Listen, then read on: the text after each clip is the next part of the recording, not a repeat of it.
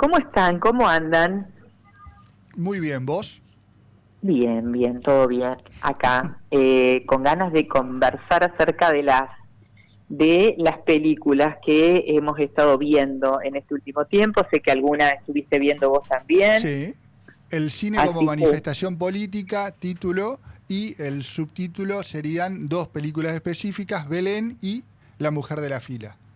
exactamente, como para ser bien precisas o precisos. Avanti. Eh, bueno, en realidad, en primer lugar quería poner en contexto que se hicieron las proyecciones de estas dos películas en estos días en la Universidad Lunar, a través de la Facultad de Trabajo Social, y creo que la otra fue en comunicación, es decir, Sí. en la Facultad de Ciencias de la Educación. Sí. Y esto me parece también que hay que destacarlo porque son espacios públicos, son espacios universitarios, son espacios de reflexión, y me parece que está muy bueno volver a recuperar, que siempre lo tuvo, pero digo, volver a poner esto en práctica, ¿no? El hecho de tomar el cine como una herramienta de difusión y de debate y de discusión sobre muchas cuestiones que tal vez en varias ocasiones uno prefiere dejar debajo de la alfombra, ¿no? Y digo esto porque son dos temáticas, tanto La mujer de la fila como el tema de Belén, abordan dos temáticas que son bastante complejas, que tienen múltiples aristas, que han generado debates muy interesantes y en buena hora, por lo menos yo celebro, que el cine vuelva a poner en agenda este tipo de temáticas. ¿Y quién te dice, tal vez, generar esas discusiones, esos debates necesarios, ¿no?, en torno a estas temáticas?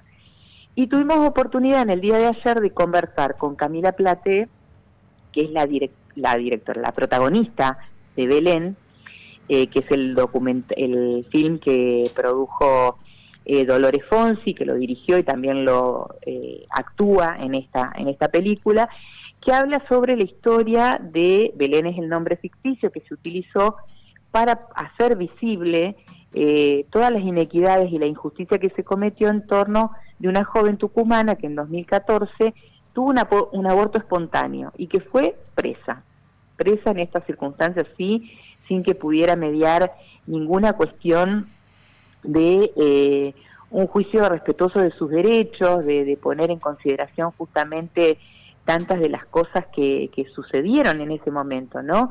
Ni desde lo judicial, mucho menos desde el tema de salud, ¿no?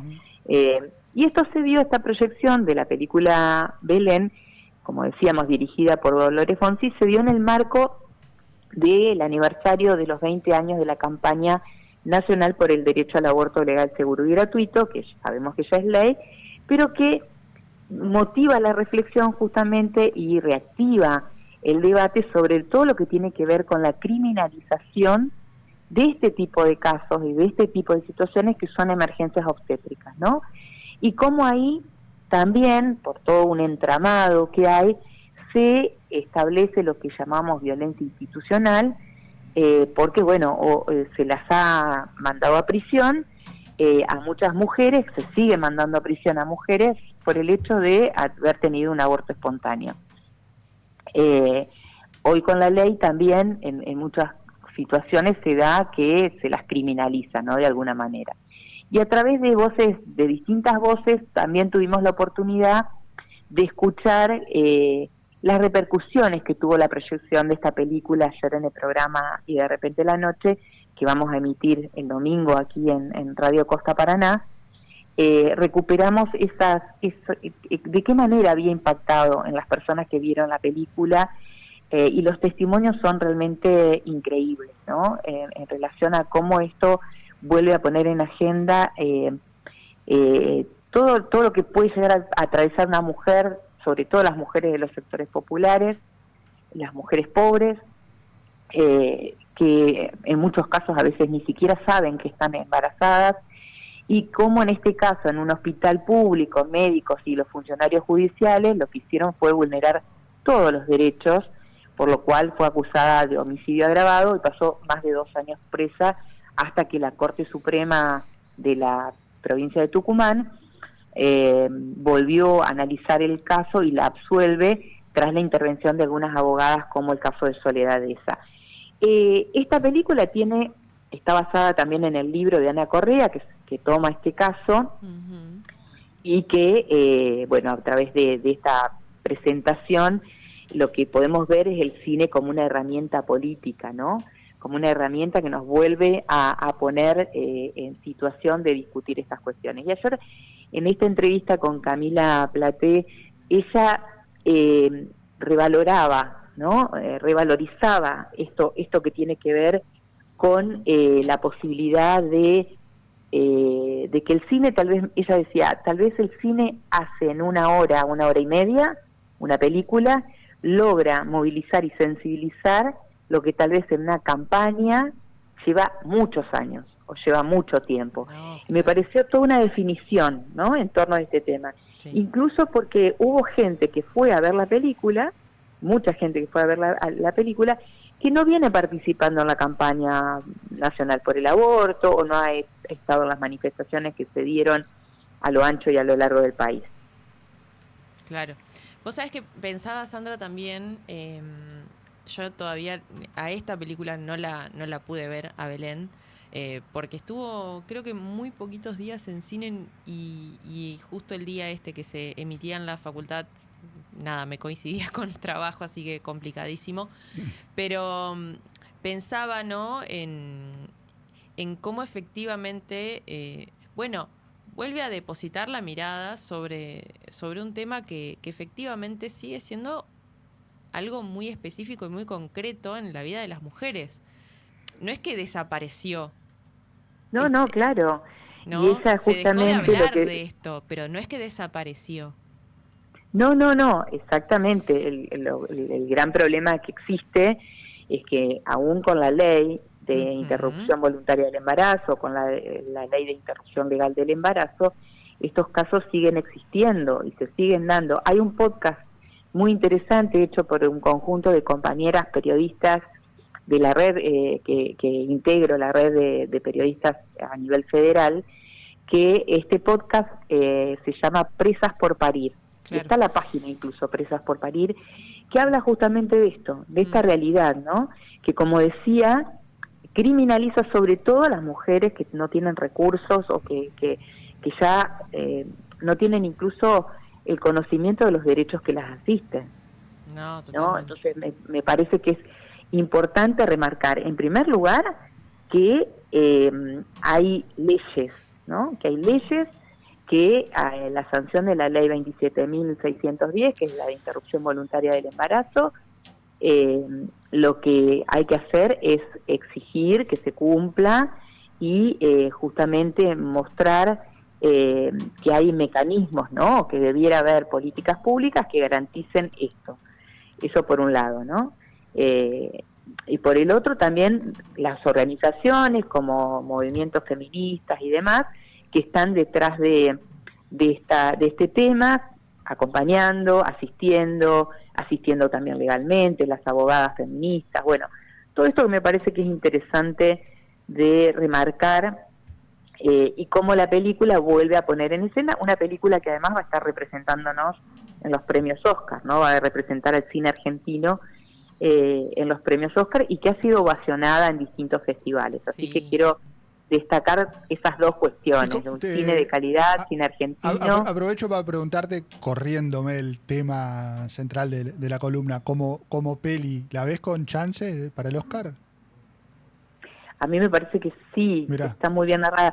También digamos que está en el ámbito de lo que son las películas extranjeras, ¿no? Claro. También está otra que tiene que ver, que va a estar representando a México, que tiene que ver con la ley Olimpia. Olimpia es una joven que impulsó esta ley que lleva su nombre y que tiene que ver con el tema de la violencia digital.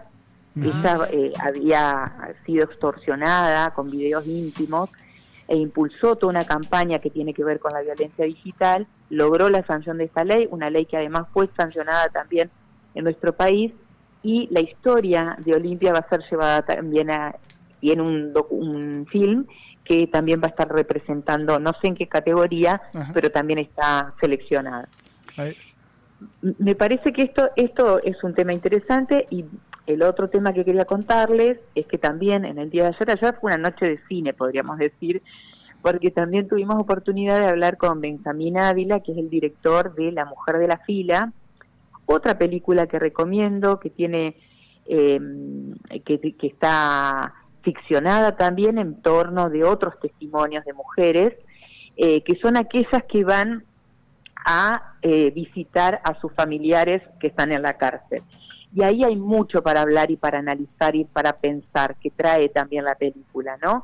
En primer lugar, esta ruptura en la cuestión narrativa, en donde la mayoría de las películas lo que vemos es que se centra más bien en el sistema carcelario y en lo que les pasa a los presos o a las presas. Y en este caso en particular, el punto de vista está desde los familiares, ¿no? Uh-huh. Hay una frase ahí en el medio del film que dice cuando Natalia Oreiro, que es la protagonista, va a ver a su hijo que está preso, y el hijo le plantea, ¿no?, algunas situaciones, ella le contesta: estamos todos con vos metidos acá en la cárcel. Sí. Para remarcar todo el impacto que significa tener un familiar, y que a cualquiera de nosotros nos puede pasar. Sin embargo, todo lo que tiene que ver con la estigmatización... Te subrayo algo, nos puede pasar, ¿no? Porque a veces es difícil pensar nos puede pasar, y la siguiente difícil es pensar, o el siguiente pensamiento a veces nos puede pasar por un error. Bueno, no, a veces también nos puede pasar no por un error. Exacto, nos puede pasar porque cometemos un delito, un crimen. Claro. Sí, exactamente. Ayer lo conversábamos a esto. Ah, mirá. Te puede pasar porque en el programa, ¿no? Hablábamos justamente de esto. Te puede pasar porque somos humanos y podemos cometer errores. Lo que me parece muy interesante es algo que conversábamos con Benjamín Ávila en torno de que la mayoría, digamos, es tan vergonzante la situación que lo niega, lo oculta, ¿no? Pensemos también en todos los prejuicios y los estigmas que hay sobre esta cuestión, que pesan sobre una persona que tiene un familiar que tiene que ir a trabajar, y que a veces ni siquiera en el trabajo puede decir, por todo lo que representa en un ámbito laboral, decir: tengo mi marido preso, tengo a mi hijo o mi hija o quien sea, ¿no? Y como esto también repercute, es decir, mujeres que tienen que, de pronto, como en el caso de la película, tienen que sostener un trabajo, tienen que sostener una familia, tienen que dedicarle tiempo a veces a trasladarse a lugares que quedan lejos, con horarios muy particulares, y cómo todo esto va llevando a toda una trama, ¿no?, que es compleja, y donde la sociedad también deja de lado estas miradas, ¿no? Y Benjamín me decía que él se basó mucho, no solamente en una historia real, que es la que le dio origen a esta película, sino también en un colectivo de mujeres que justamente están trabajando, que tienen reconocimiento incluso a nivel internacional, llevan varios años trabajando en este tema, y bueno, que posibilita también estas películas, posibilitan también como poner sobre la mesa estas problemáticas y pensar o en nuevos dispositivos o en leyes, ¿no?, que garanticen también ciertas cuestiones, viendo que el familiar que va a la visita también necesita ser reconocido como parte de ese sistema. Total. Carcelario, ¿no? Totalmente. Así que me parecieron que estas dos pelis traen como muchos temas que, bueno, que nos gusta repasar acá en esta columna, y sugerir, por supuesto, que las vean, y que es una forma también de promocionar el cine argentino. Sí, claro. Totalmente. Sandra, muchísimas gracias. Abrazo grande. Un abrazo para ustedes. Sandra Míguez, Sacan Malos Perdedores por Radio Costa. Son las 11:51. Vamos rapidísimo a la pausa. Tenemos que repasar algo de Domingo Felipe Cavallo, que yo tengo que compensar, si no me siento mal. ¿Qué? Compensarme emocionalmente. Domingo Felipe Cavallo. Yo necesito esto. Lo traje a Caballo. Sí. Mirá qué bien. Sí, Sandra porque- me trae películas progresistas, yo compenso con Cavallo. Sí. En realidad Florencia los eligió, ¿sabe? Porque sabe que yo necesito No, un lo elegí equilibrio porque en me mi pareció vida. interesante Un lo que equilibrio en dijo. mi vida. Claro. O sea, aparte de haber Este, sido ministro y demás, bueno, sigue pensando Viene en la economía. Carlitos y También. viene otro monstruo que no es Carlitos, sino que es Frankenstein. Todo eso después de la pausa. Dale. ¿Sos un mal perdedor o perdedora? Mándanos un mensaje al 3435 340